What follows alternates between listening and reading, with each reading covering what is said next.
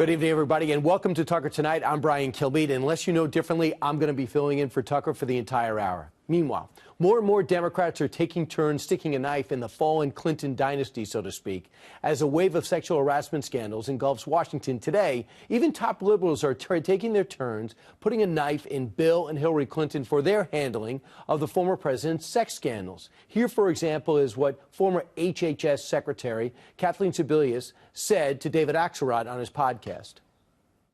Everyone in politics knew about his behavior, and we looked the other way, and I think there's a lot of soul searching to be done. You bet, and that shouldn't happen ever again. Not only did people look the other way, but they went after the women who came forward and accused him. Was that fair criticism of Hillary, that she participated in that effort? Absolutely.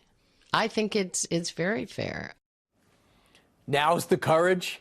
Linda Tripp was at the center of the Monica Lewinsky scandal 2 decades ago. She says these new attacks on the Clintons are disingenuous political posturing. Tripp told the Weekly Standard this: it's $1 late, and actually the phrase is, it's a day late and $1 short. Joining us right now, a guy that never messes up a phrase, Mark Steyn. He's author and columnist and wonderful person. Mark, this is no revelation. This is a political opportunity for those on the left to suddenly stand up and act as if that they're above it all. Where were they when it was really took courage to stand up to the Clinton dynasty? Yeah, they're basically doing it for political reasons. I mean, basically, this is the Clintons' Ceausescu moment. The apparatchiks underneath them have decided it's time to shuffle them off the rooftop into the helicopter, put them up against the wall, and then stick a couple of bullets in them. That's the moment they're facing. But the fact is that both Democrats and the media actually celebrated Clinton's behavior in the 1990s. It wasn't just that they trashed all those women. And it wasn't just that Gloria Steinem and other feminists, Gloria Steinem wrote the famous One Free Grope column for the New York Times, in which she said that the system worked.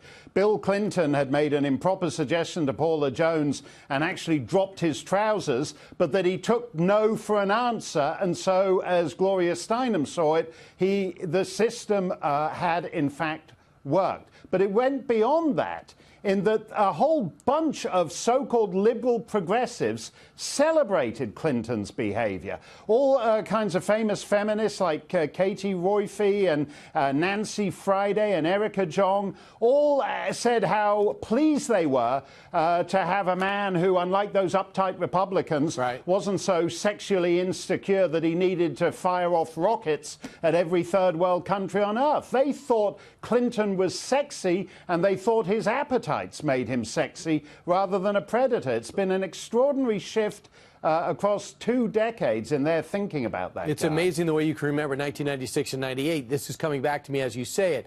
But do you also fault the American people in the Times? Because President Clinton left with a 60% approval rating. They said the Republicans overstepped. Newt Gingrich, it cost him his speakership. A lot of people who went after him looked so aggressive that it ended up boomeranging on Republicans. So the American people had a different mindset, too. Is that fair, Mark? Well, no, I think a lot of the American people just didn't want to hear about it. They didn't want to. I mean, there were a lot of phrases in the air that I think carefully about bringing up. And people didn't what actually the meaning of want is, and what type, what is, and we don't want to fill in the gaps necessarily there, but that permeated through the primary school system. That's right. And I think a lot of people just actually wanted to put their hands over their ears and say, no, I can't hear you. And I think the Democrats, in that sense, the lesson learned was that if you brazen it out, you will succeed. And that brazening had consequences all the way to last year's election.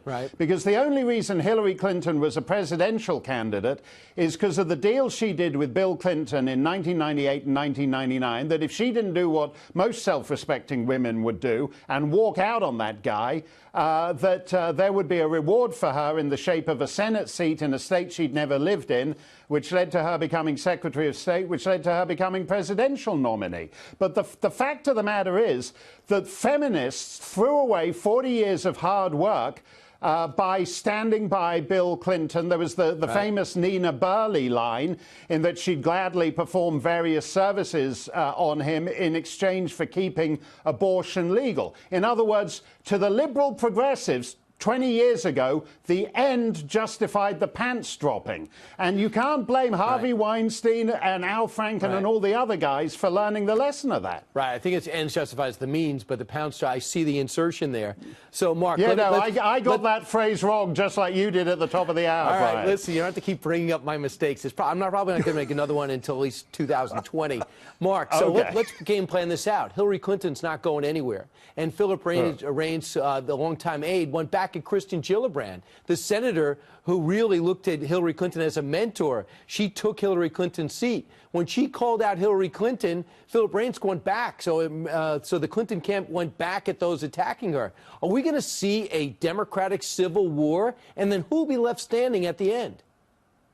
Well, it's not going to be the Clintons. I mean, you know, basically, I said it was the Ceausescu moment. If they're not actually going to be put up against the wall, it's something closer to like Robert Mugabe in Zimbabwe. There's like a little period of uncertainty, but basically people are figuring out that the future does not lie with these two people. When you had the big 25th anniversary party just last week, the fact of the matter is that that's the only relevance that Bill Clinton has to today's politics is the fact that there is that suddenly sexual harassment has actually become a burning topic in Washington and in Hollywood and even at PBS. And the fact of the matter is that he got away with it because he was brazen. Most people would have slunk out of public life in shame. And if you're wondering why Charlie Rose is walking around naked, when you have a president in the Oval Office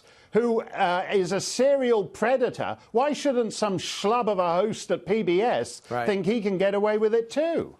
Wow, that's a huge leap because Bill Clinton had his transgressions. Charlie Rose dropped his pants. That's what I'm going to leave Mark Steyn with on the Friday edition of Tucker Tonight. Mark, either you were very quiet during Thanksgiving and this is you opening up your spleen for us, or everyone was eviscerated at your table at the Steyn house on Thanksgiving.